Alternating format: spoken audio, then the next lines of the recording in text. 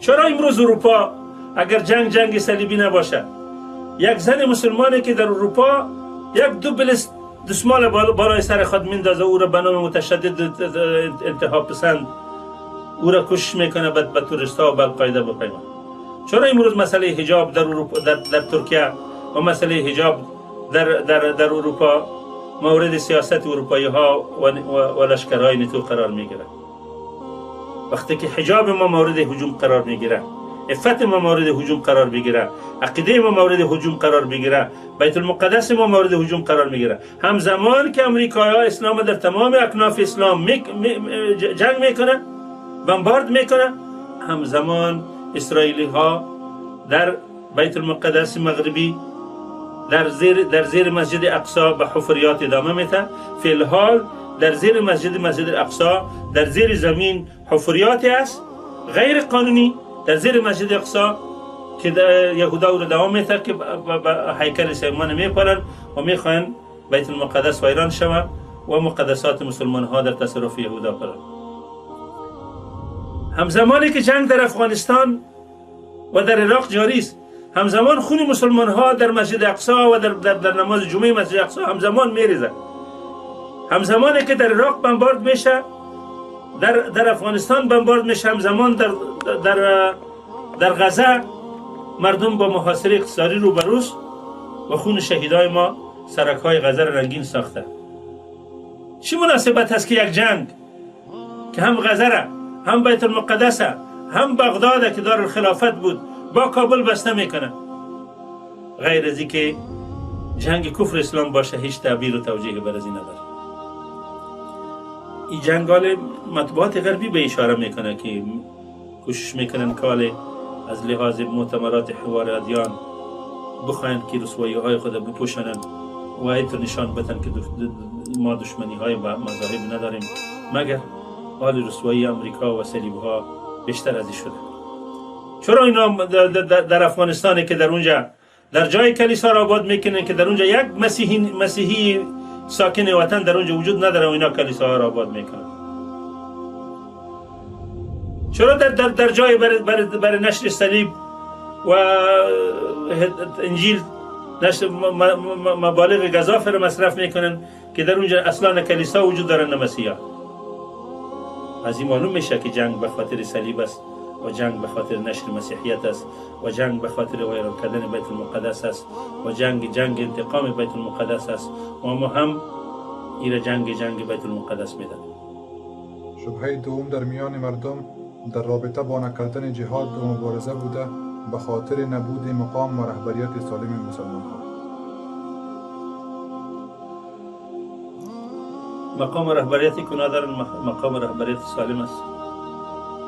مقام رهبریتی که اهل مسلمان ها در افغانستان زیر از او زندگی میکنه، او یک مقام رهبریت سالم است که مقام رهبریت ما سالم نیست. 60 کشور مختلط یک لشکر سلاطه و پیوندی که از هر چمن سمنه و یک حکومتی که از هر چیز در اون یاد نمونه است. یک مرچ زرچوبک هم است که در این کابینه کرزی بانندگی همه چیز است. کمونیستا، افغان ملتیا، شولیا، شیعه ها، اسماعیلیا، اخوانیا با همه ازداد و اتجاهات مختلف قومی، لسانی، عقیدوی که با هم دارند، با نتیجه زور فشار امریکایی ها یک قیادت سالم است که اونا تشکیل دادن؟ آیا کابینه موجود و حکومت موجود تا حال قادر شد که فضای اختلاف بین پارلمان و رئیس جمهور از بین برداره؟ آیا یک لشکر اشره که فعلا ملک توسط از اداره میکنن که هر کس سر به خود میکشه و هر کس سر به خود میرو باید دزدی میکنن و هر خانه که میدارن تجاوز میکنن، هر چی که دلشان خواست میکنن؟ یک قیادت رهبریت سالم است؟ ما میگیم که ما اگر رهبریت سالم داریم یا نداریم، ما بیگانه ها را در ملک خود نمیگذاریم. ما اگر رهبریت سالم داریم یا نداریم، ما دشمن در ملک خود نمیمانیم. ما در وقتای بچگی خود از این قصه ها را شنیده بودیم که میگه مولانا نصرالدین رفته بود به یک باغ دزدی میکرد. صاحب باغ گیرش کرده بود که چرا دزدی میکنی؟ میگه تو چرا بزنت بوت نمیخری؟ حالا این همه 60 کشوری که به ملک ما آمده، این به خاطر از اینا حمله کرده که ما نمیتونیم در ملک خود یک رهبریت سالم را بسازیم. هیچ با این مسئله ارتباط نداره. مسئله در افغانستان، جنگ در افغانستان روی مسئله از این است که کی رهبر سالم است، کی رهبر غیر سالم.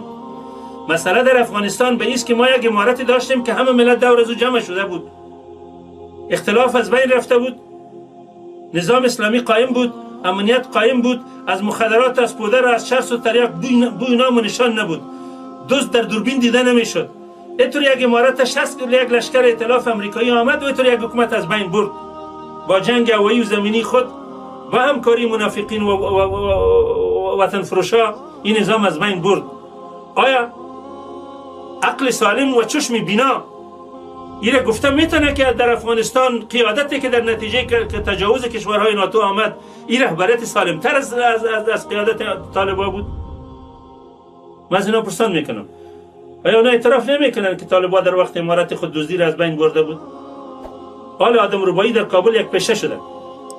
آیا اونا اعتراف نمیکنن که در افغانستان سر و مال مردم در وقت طالبا به امن بود؟